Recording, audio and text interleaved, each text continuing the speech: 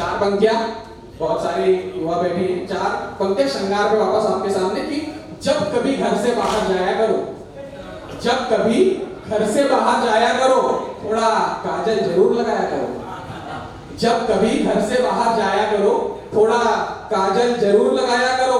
और इस महफिल के लोग बड़े समझदार हैं, इस महफिल के लोग बड़े समझदार हैं, कुछ कहना हो तो इशारों में बताया करो, कुछ कहना हो तो इशारों में बताया करो।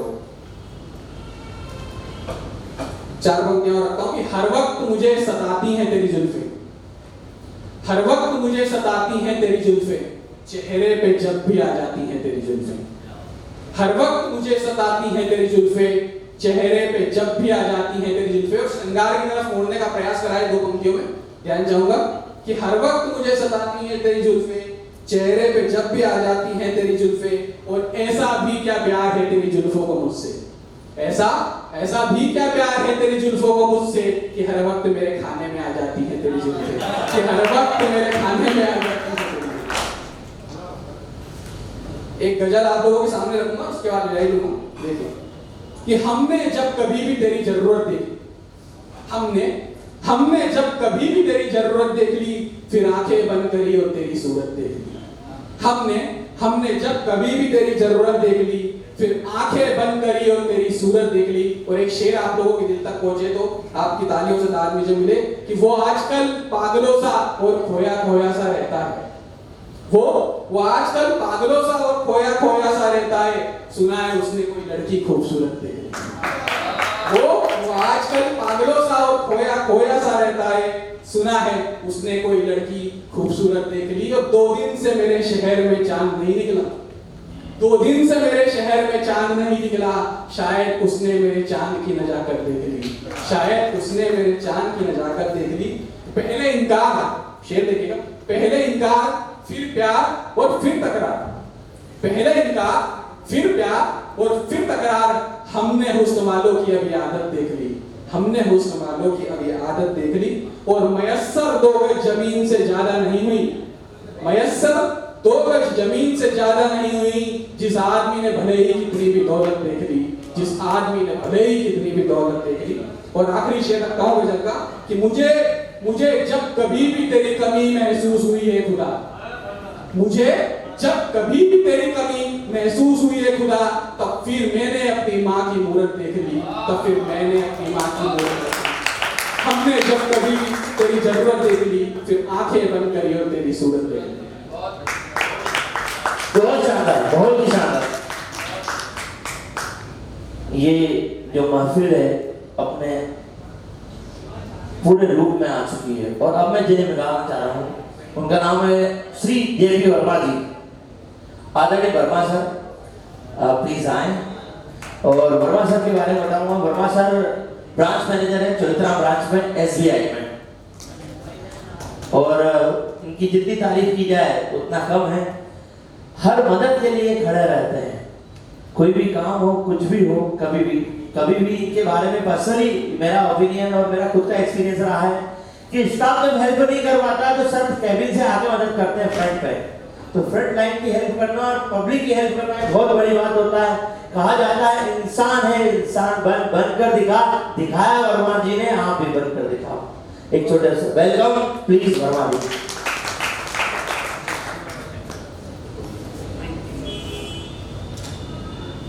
सभी को प्रणाम। मैं पहली बार किसी गाने पे अपनी गाना सुनाने का कोशिश कर रहा हूँ, तो उम्मीद करूँगा कि हौसला बढ़ाइएगा, पसंद ना आएगा तो भी और पसंद के तो भी। गाने के लिए, हर पोएम के लिए एक समय पे सिचुएशन हमारे दिमाग में रहती है कि हम क्या लिख रहे हैं, क्या सोच के लिख रहे हैं। तो सिचुएशन कुछ ये है कि हम जब प्रेम में होते हैं तो हमारे जिससे भी हम प्रेम करते हैं उससे कुछ एक्सपेक्टेशंस हो जाती है, और एक्सपेक्टेशंस मैं समझता हूँ उन्हीं से होती है जिससे हम प्रेम करते हैं। अदरवाइज हम हर किसी को उम्मीद नहीं लगाते, और रूठना मारना उसमें जायज है, चलता रहता है। अगर आपका प्रेमी आपसे रूठ गया तो आप उसको कोई भी विभिन्न तरीके से जो भी आप करते हो मनाते होंगे। सिचुएशन कुछ है कि आप भी रूठ जाते होंगे, जब आप रूठते हैं तो आप भी कोई उम्मीद लगाते हैं कि आपका प्रेमी आपको मानेगा, आपकी को उसी मनाने की उम्मीद में आप सपोज करिए एक दिन बात नहीं की आपने, दिन निकल गया, देख रहे फोन देख रहे फोन आएगा, गुस्सा करेंगे लेकिन बात तो करेंगे, नहीं आया, 2 दिन हो गए, 3 दिन हो गए, महीना हो गया, साल हो गया, जनरली आपने खुद ही हार मान ली कि अब तो शायद वो नहीं मनाने वाला। तो आज क्या खार के आदमी क्या लिख रहा है, मैं उसको थोड़ा अपने शब्दों में सुनाना चाहूँगा।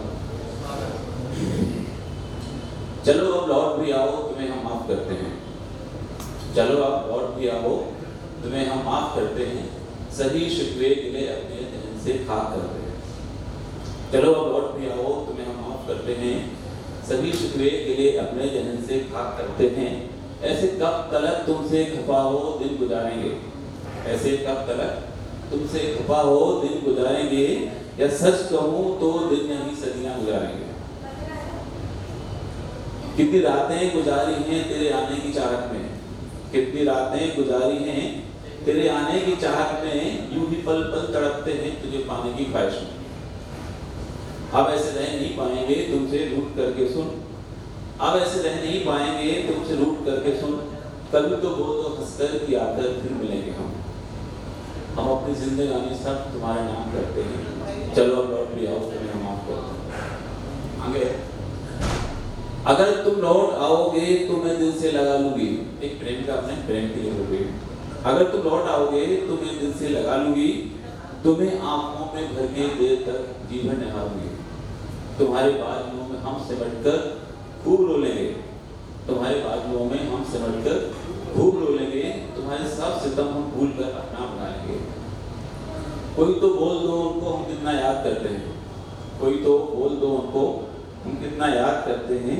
चलो अब लौट भी आओ, तुम्हें हम माफ करते हैं। ऐसे थैंक यू। बहुत ही शानदार, और इसी क्रम को हम आगे बढ़ा रहे हैं। लेकिन इससे पहले मेरा एक निवेदन है कि हमारे बीच में बहुत अच्छे कवि आज आए हैं, और वो डेफिनेटली कुछ न कुछ ऐसा रंग या ऐसी बात कर जाते हैं जो हमें डेफिनेटली सीखना भी चाहिए, समझना भी चाहिए और उसे फॉलो भी करना चाहिए। तो इसी कड़ी में हमें भाई प्रद्युम्न को एक बार बुलाना चाहूंगा कि उनसे कुछ प्लीज। हमारे पार्टिसिपेंट बने हैं हमारे साथ, और भाई की कुछ कविताएं जो डेफिनेटली इस माहौल को और गर्म करेंगी।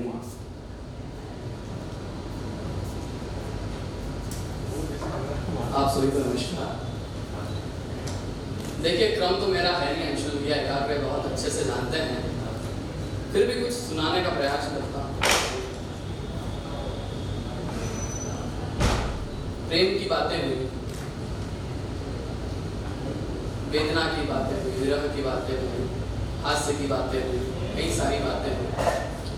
आइए एक अलग मोड़ पर लेकर चलता हूँ आपको। शायद ही अब तक इस मंच से देश की बात हुई। मैं वो नहीं जो हट जाऊंगा राष्ट्रवाद के नारों से। क्या है भानु, क्या है प्रद्युम्न शर्मा भानु परिचय रखता है कि मैं वो नहीं जो हट जाऊंगा राष्ट्रवाद के नारों से, मैं वो नहीं जो मिल जाऊंगा अपने ही चाटुकारों में। मैं तो वो भानु हूं जो नित नया सवेरा लाऊंगा, मरते दम तक अपनी जुबान से वंदे मातरम, मरते दम तक अपनी जुबान से वंदे मातरम गाऊंगा। आइए कुछ 2-3 छंद रखता हूं, ज्यादा समय लूंगा नहीं आपका। अकबर और महाराणा प्रताप के हल्दी घाटी के युद्ध के बारे में हर किसी ने सुना होगा। आपने और मैंने देखा नहीं है, पर एक कल्पना मात्र से उस चित्र का चित्रण करते हुए एक छंद रखता हूं कि वह चित्र कैसा हो सकता है। कि चित्र था विचित्र चित्र, चित्र जो बना सचित्र, भूमि पर उकेरा चित्र रचा खूनी धार से। चित्र था विचित्र चित्र, चित्र जो बना सचित्र, भूमि पर उकेरा चित्र रचा खूनी धार से। भिन्न भिन्न भिन्नता थी, वीरों में प्रसन्नता थी, कलम हुए थे सिर तेज ललकार से। अरे युद्ध में समर्पित होके जीत जाते जंग, राजा ने निभाया मान सत्य सदाचार से। और वीरों ने जो वीरता दिखाई रण युद्ध बीच, अरे काट काट डाले सर नंगी तलवार से। काट काट डाले सर नंगी तलवार से, काट काट डाले सर नंगी तलवार से। एकलव्य सा निशान राम से धनुष बाण चाणक्य का कूट ज्ञान आज हमें चाहिए। क्या है आज की जरूरत? एकलव्य सा निशान राम से धनुष बाण चाणक्य का कूट ज्ञान आज हमें चाहिए। धर्म को बचाने हेतु अस्थियों का महादान, इंद्र सा महाअभियान आज हमें चाहिए। और काल के समान करे वेदी दल पे प्रहार, आदि अंत का निदान आज हमें चाहिए। और देश तोड़ने की बात करते जो जयचंद, उन्हीं देशद्रोहियों के प्राण आज हमें चाहिए। देश तोड़ने की बात करते जो जयचंद, उन्हीं देशद्रोहियों के प्राण आज हमें चाहिए। बेटियों के बारे में बातें हुई थी। वो महापुरुष क्या आदर्श दे के गए थे हमें, और हम कहां आ गए हैं कि बुद्ध, विवेकानंद, शिवाजी आज सभी हैरत में हैं। बुद्ध, विवेकानंद, शिवाजी आज सभी हैरत में हैं। सोने की चिड़िया कहलाया, फिर क्यों अब गैरत में है? ये भारत पावन भूमि रही है, सब इसका गुण गाते थे। इस धरती का बंधन करने यहाँ विदेशी आते थे। सेल्यूकस ने बेटी देकर इसका मान बढ़ाया था। मदर टेरेसा ने भारत में माँ का दर्जा पाया था। तो फिर क्यों मेरी इस धरती से फिर क्यों मेरी इस धरती से अनजानी चीखें आती हैं? ये नन्ही कलियां पैरों से क्यों रोज उछलती हैं? ये नन्ही कलियां पैरों से क्यों रोज उछल दी जाती हैं? ये नन्ही कलियां पैरों से क्यों रोज उछल दी जाती है? साहब, हम देखते हैं 4 माह की बालिका के साथ में दुष्कर्म हो जाता है। 4 माह क्या उम्र है?